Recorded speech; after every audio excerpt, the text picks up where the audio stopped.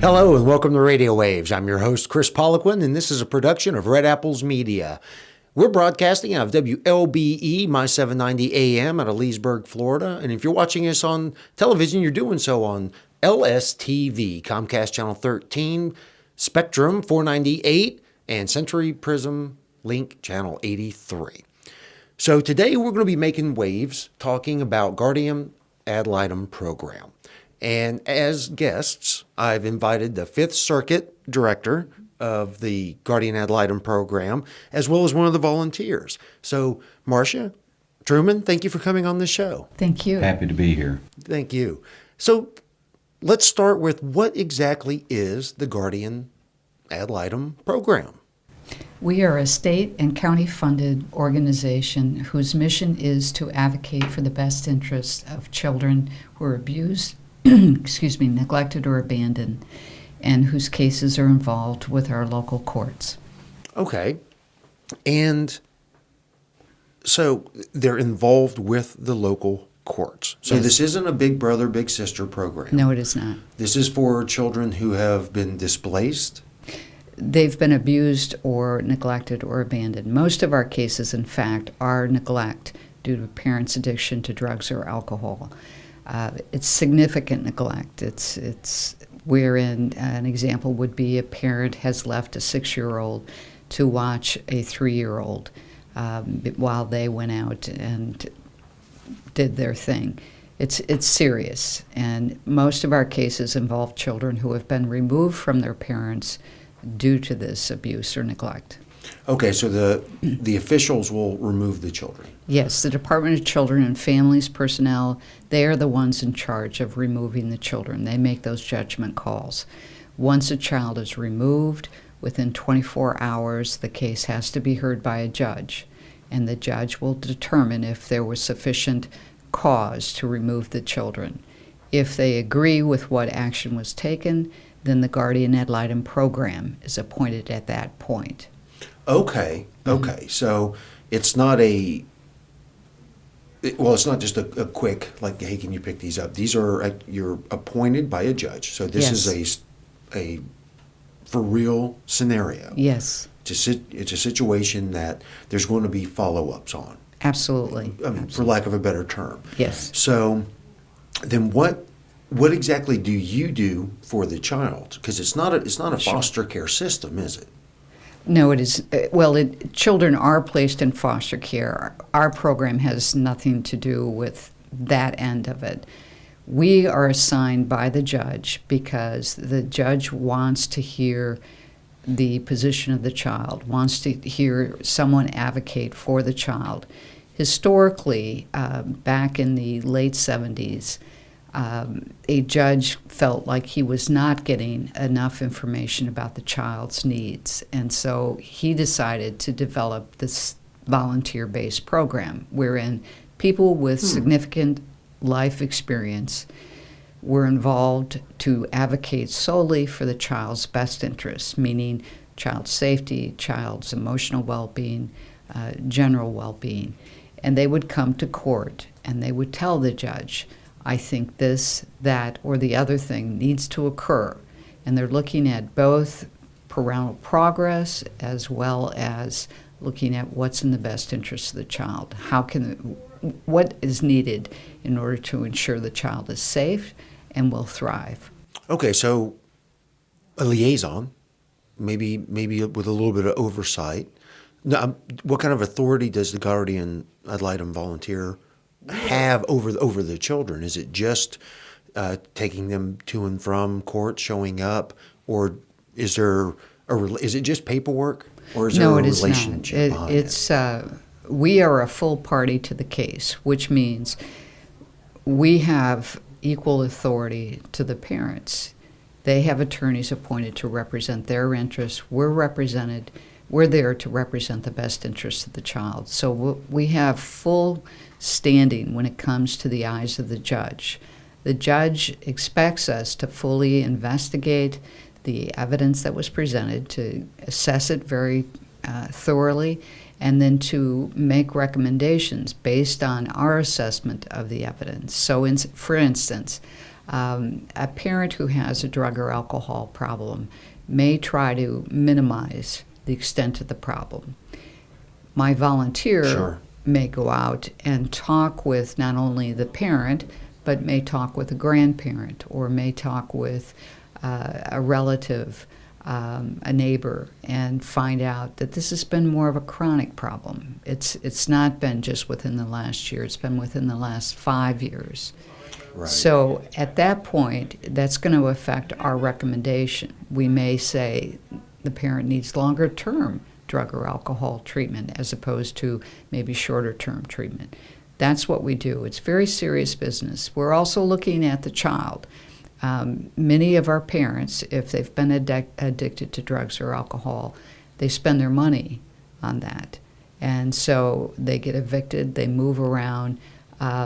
Children's schooling is disrupted. Maybe their medical needs have not been met.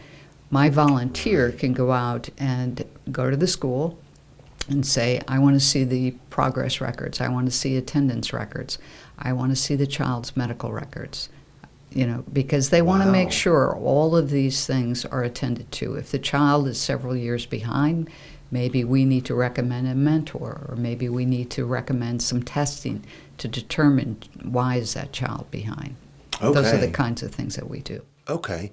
So the judge really listens to what you have to say. Yes, they grant us a lot of authority. That order of appointment grants us a lot of authority. Okay. So what does it take to be a guardian ad litem?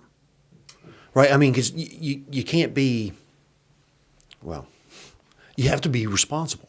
Yes. Right? At least within the eyes of the court, to where, yes, we can assign this individual with this child. Otherwise, you might be, making matters worse, right? Absolutely. There's a whole process that we follow. The short response is that you fill out an application.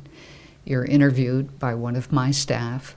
You have to go through a level 2 background check, which is the FBI's background check. So it will assess everything, even if you lived out of state.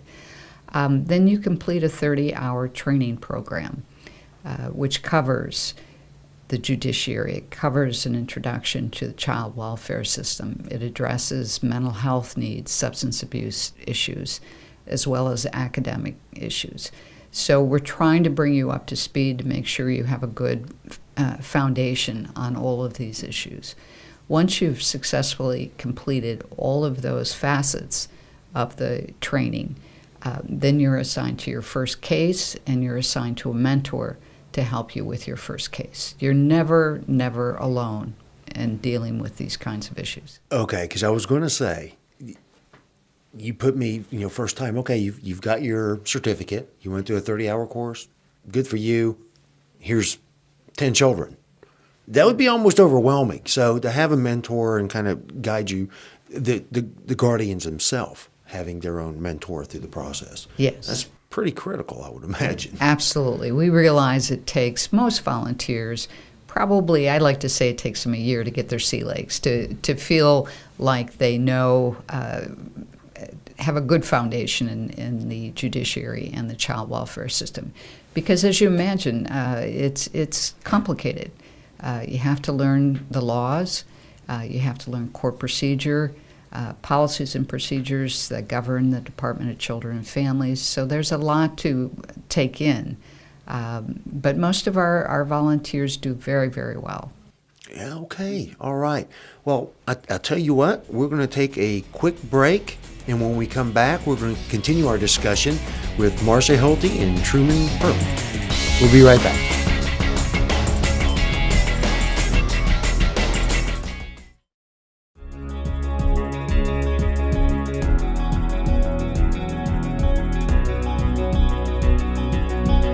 Hello and welcome back to Radio Waves. Again, I'm your host, Kris Poliquin, and this is a production of Red Apples Media.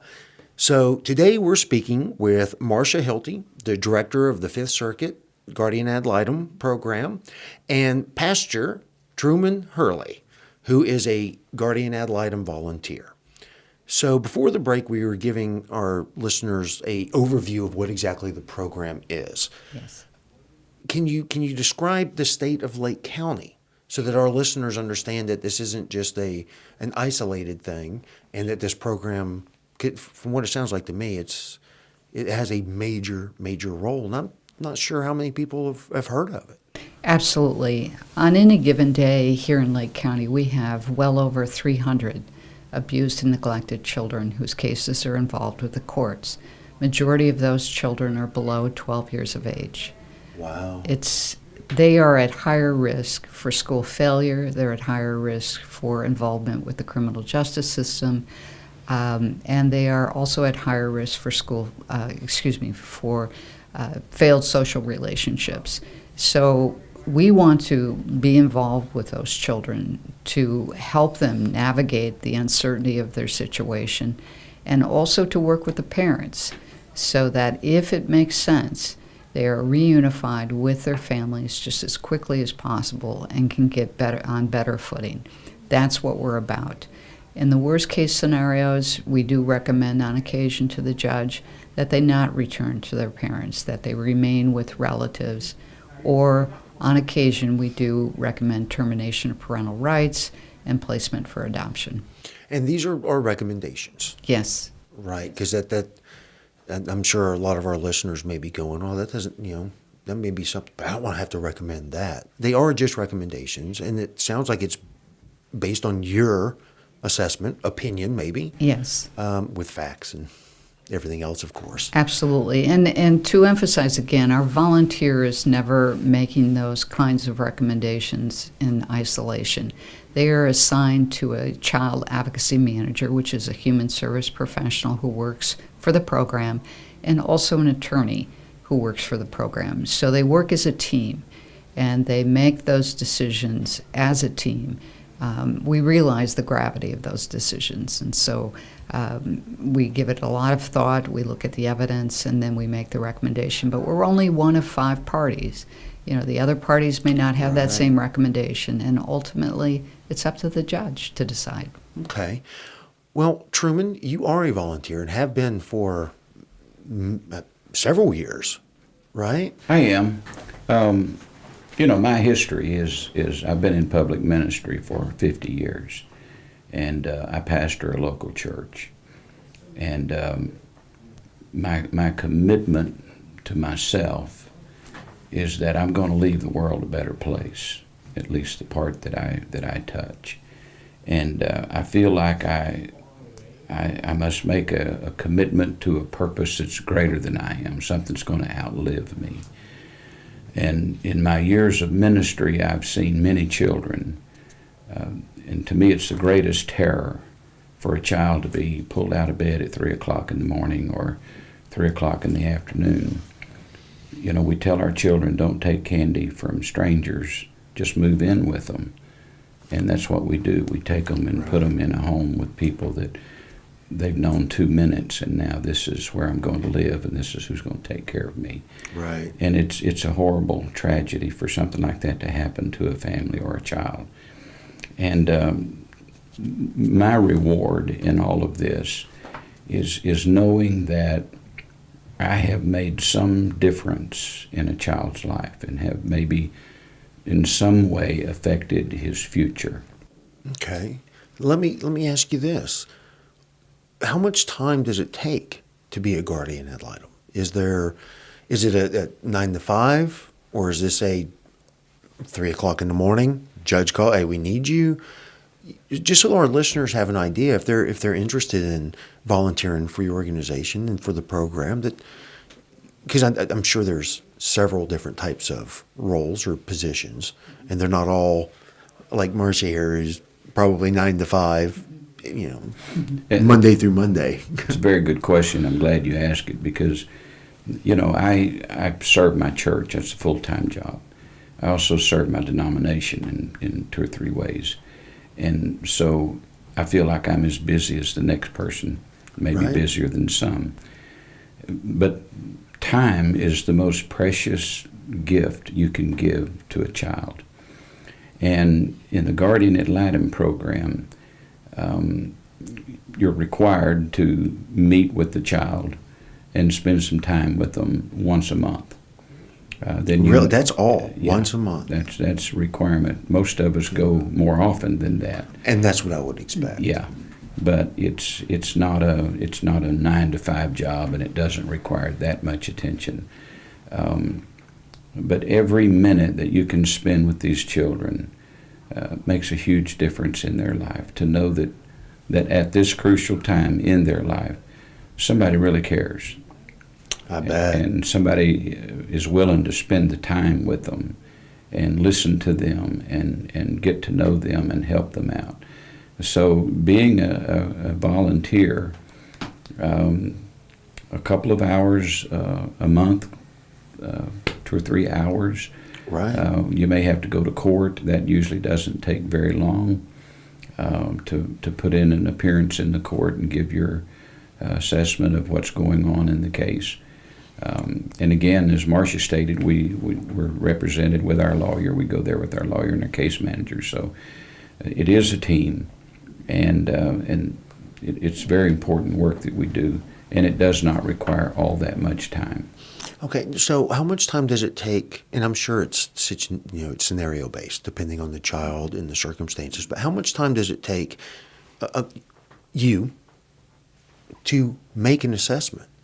Like I said, I understand some are probably 10 minutes, but you're about to stand in front of the judge, and it just makes sense to me that sometimes you'd have to put a little more time into it than an hour a month in order to make the assessment. Well, you only go to you don't go to court every month. True. So sometimes it could be 3, 4, 5 months before you go to court. Gotcha. And in that time, you're working with your case manager, working with your attorney, and together you're formulating your assessment of where this child is. Okay. So when I go visit a child, I fill out a report. I make that report, goes to the office, and it's analyzed by the case managers and by the lawyers. And so together we formulate what we feel like is in the best interest of the child. Okay. Now, do you always, well, before I ask that question, if someone wanted to get more information, where can they get the information on the guardian ad litem? They can call our program, or they can go online at www.guardianadlitem5.org and learn more about us. Our phone number is 352-671-5757. Okay. So Truman, where do you meet with the children? Does it always have to be at their current home, or do you have to travel 2 hours away?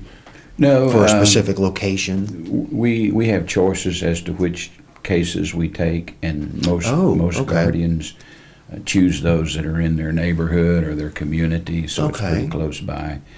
That makes it easy. You can also meet with them at the school. Okay. Yeah. Because y'all were talking during the break about you have the ability to transport them now, whereas previously you were not able to. Mm-hmm. So now you don't. When we say transporting, just for our listeners, what does that mean? Is that from point A to point B, or can you take them out for an ice cream or something just to do a checkup on them? Sure. Take them to the mall for lunch, take them to a movie, just spend time with them, take them to the park, or take them to a special event. So that's something we were not allowed to do for a lot of years. Which is pretty surprising to me, because again, there's that whole, what do I have to do to assess? I tend to overthink everything, so I'll be going through like school records and let me look at this trend. Well, that I would thing. say that most of our volunteers do spend that kind of time, and Truman's, I think, being humble there.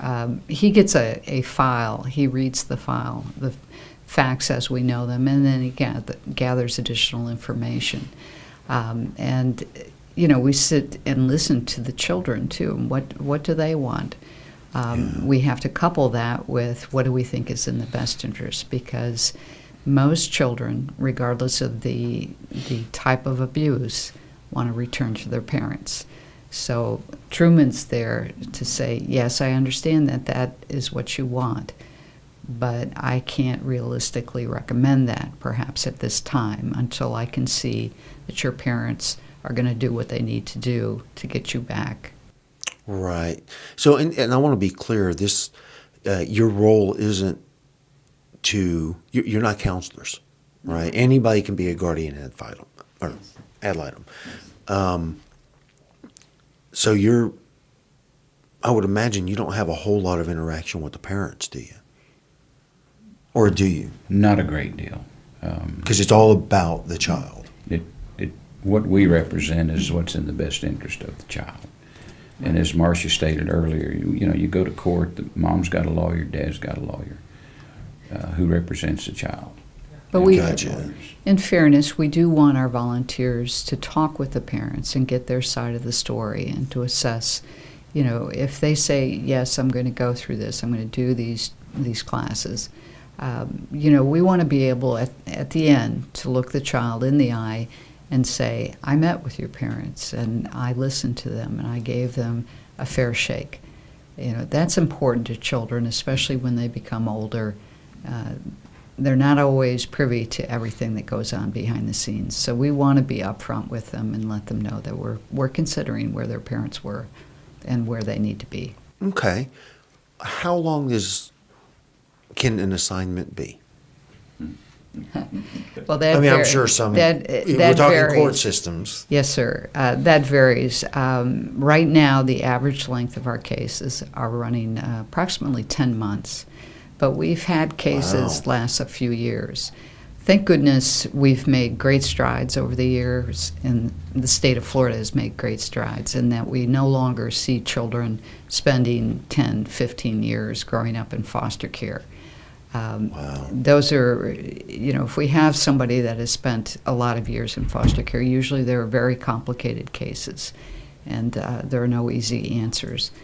But generally, the average length of stay is about 10 months, and most of our children do return to their parents because their parents do take this very seriously. They try to turn their lives around so that the child can be returned. I was about to say that would have to be an eye-opening experience for any parent, deservingly or not. Yes. And certainly that's our focus and goal, is to return that child to its home. Sure. But we want to make sure that all the problems that created them moving out of their home are corrected before we do that. So Exactly. Yeah. Wow. So how many, if you don't mind me asking, how many children have you represented over, roughly, do you even know? Has it been that many? It's been quite a few. I have had some that I had for a number of years. And Wow. I've had some that I didn't have very long at all. And I've had infants, 2-year-olds, 16-year-olds. Oh, wow. Yeah. Yeah, that's something else. We're talking children, not a specific time frame of children. Yes. Or age time frame. Yeah. You know what I'm saying? Yes. Wow. Okay. So again, if someone wanted to become a volunteer for your program, where could they get that information? They can go to our website at www.guardianadlitem5.org, or they can call us at 352-671-5757. Okay. So if someone wanted to be a guardian ad litem, how many children can they expect to be helping at the same time? Or does that vary? Is there a maximum limit, a minimum limit? It varies. Basically, we assign cases, and so it depends on how many children are attached to that case. Okay. Well, that's all the time we have for today. Marcia, Trueman, thank you very much for coming on and sharing this information. And I'd like to have you back on in the future. Thank you for having Thank us. you. All right. Love to. Well, that concludes our show for today. I'm your host, Kris Poliquin, and you've been listening to Radio Waves. We'll see you next time.